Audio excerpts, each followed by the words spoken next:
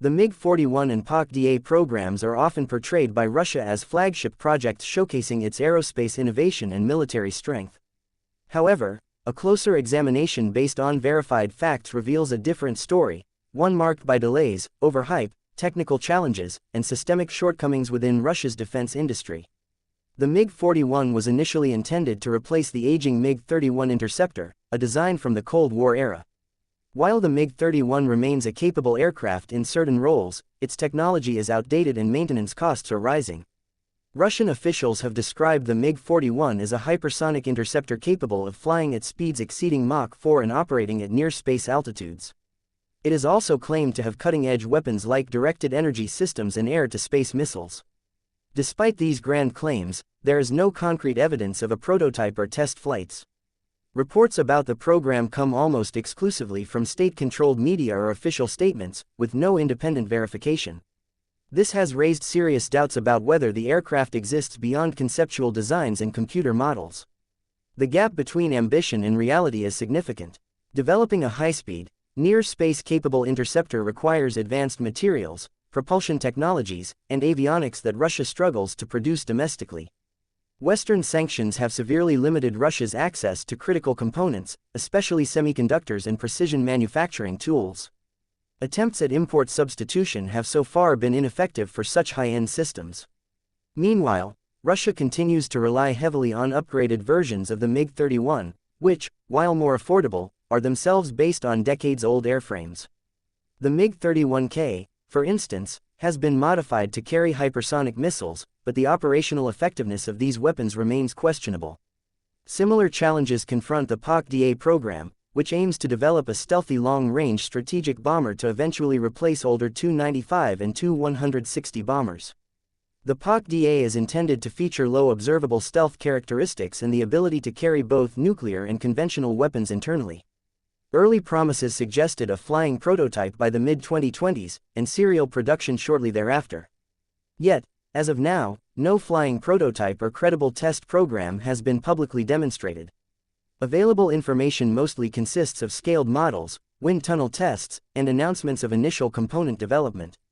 Russia has never released verifiable images or data of a full-scale aircraft undergoing flight tests. Stealth technology remains a major hurdle. Russia's efforts to develop low-RCS aircraft have lagged behind Western programs by decades.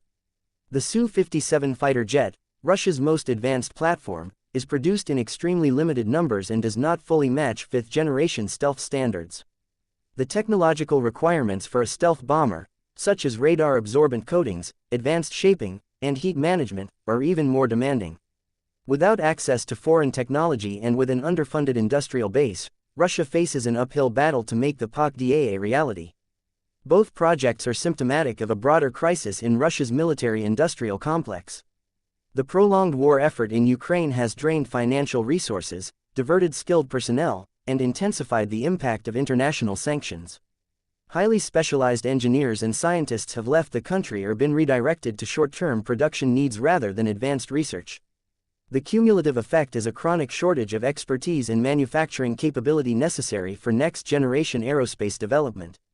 These challenges have forced Russia to rely increasingly on propaganda and narrative control. The MiG-41 and PAK-DA programs are heavily promoted in state media as evidence of ongoing technological progress and future military strength. This serves multiple purposes. It reassures domestic audiences, signals to allies and rivals that Russia remains a technological peer of Western powers, and helps justify defense budgets. However, the repeated delays, absence of tangible results, and reliance on vague claims undermine these efforts. The reality is that Russia's air forces continue to operate largely with modernized Soviet-era aircraft, facing significant operational challenges on current battlefields. Russia's overemphasis on perception rather than substance also affects battlefield performance. Losses of advanced aircraft during the conflict in Ukraine, including Su-34 bombers and Su-35 fighters, highlight operational and technological vulnerabilities. The promised transformative capabilities of new platforms remain out of reach, leaving Russia dependent on aging systems ill-suited for modern air warfare environments dominated by advanced sensors, electronic warfare, and precision-guided weapons.